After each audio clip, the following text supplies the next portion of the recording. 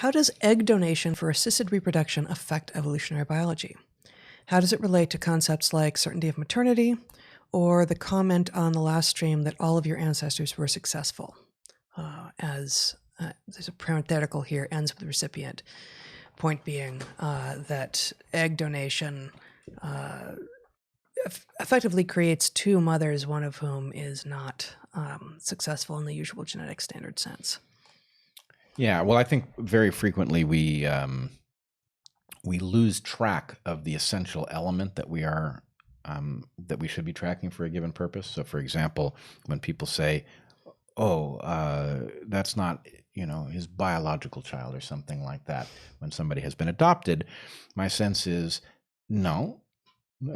A father, for example, who raises a child has tremendous influence in a most biological fashion. Mm-hmm. You have to understand that culture is biology every bit as much as genes. So it is fair to say that somebody is not someone's genetic child, but it is wrong to say that it is not somebody's biological child. And to say that, it happens we don't have any adopted children, but if we did and that child said, well, that's not my real father, right? No, your real father is actually much more the person who raised you than it is the person who donated the genes. For one thing, the genes aren't all that variable in interesting ways. What you learn from your father is tremendously variable. And so the point is, we should be tracking the important part. In the case of donated eggs, you've got,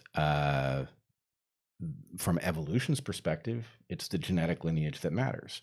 From the perspective of the human stuff that's actually important, right? It is certainly going to be the person who raises the offspring.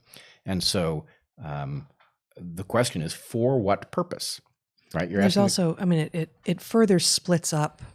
Adoption is something that's been around for at least thousands of years, and probably millions, actually, because we see children being adopted effectively by other mothers who are at the appropriate developmental stage with their own children in chimps and bonobos, I believe. Yep. But typically by relatives. Typically by relatives, yes. If their mother dies, right? Only under duress. But this idea of egg donation does partition this even more, so you do have even more impact on a child's development, even if it's not your genes that, even if you didn't contribute either of the gametes to the child, but if you carried that child in your womb for 9 months, that's a lot of input. That's a lot of environmental input that you would not have otherwise. So it's you're impacting that child's life from an even earlier stage than you do when you adopt a child at birth. Yep. It also is the case that in an implanted egg, for one thing, a woman can preserve eggs and then have them fertilized and reintroduced later in her life. But this also introduces a kind of uncertainty of maternity that previously as is in the question. has never been an issue for females. So the basic answer is, look, this has every impact on the genetic thing, which is what evolution in the narrow sense cares about.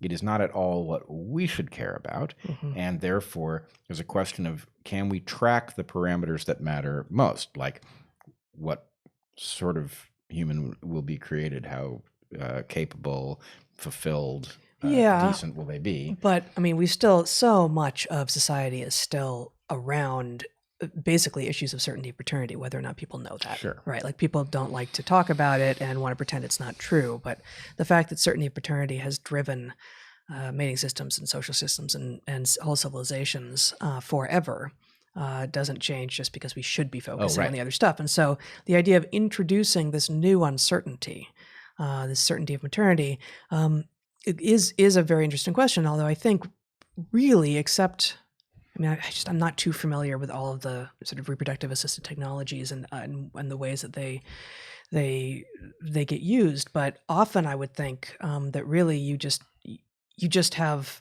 certainty of non-maternity, really. Like if you are a woman who can carry a child and desperately wants a child, and your eggs can't do it, you simply know that the child that you're carrying doesn't have your genetics, but it has everything else. You still know you've given birth to that child, and that child is yours from day one. It just doesn't happen to have your genes. So there's you're flipping a switch, but you haven't actually increased uncertainty any. You just have gone from, I'm certain I am the genetic mother to I'm certain I'm not. Right. Unless you're donating eggs to yourself. But yeah. So so for this, like, I know my eggs are good now, and I'm hoping for a moment 10 years in the future or something. Okay. Right. Yeah. But what you have is a mismatch between the genetic reality, about which I'm arguing you should care very little, and the realities that matter, about which you should care in proportion to the degree to which they matter. And I think Heather's point here, which I agree with, is that it doesn't make the stuff that doesn't matter any less important to the motivational structure that you have inherited, but that motivational structure will interface with the realities that you actually care about arbitrarily. So in some sense, it's the same puzzle as for people who are young and fertile, sex is fun because of its reproductive potential. At the point you interfere with its reproductive potential with birth control, it is no longer, the fun does not correlate with the increase in reproductive success that is likely to accompany that behavior, and yet it doesn't become less fun. So in some sense, do you care that that the fun was supposed to be because you were playing baby roulette? Or no, and I think that's actually maybe the most relevant thing here, because actually, since there is exactly no history of uncertainty of maternity in the mammalian lineage, the fact that we've now introduced uncertainty or certainty of non-maternity is so new that it's equivalent to messing with the psychology with regard to birth control, which is to say it's not insignificant, but it has no evolutionary history. Yeah.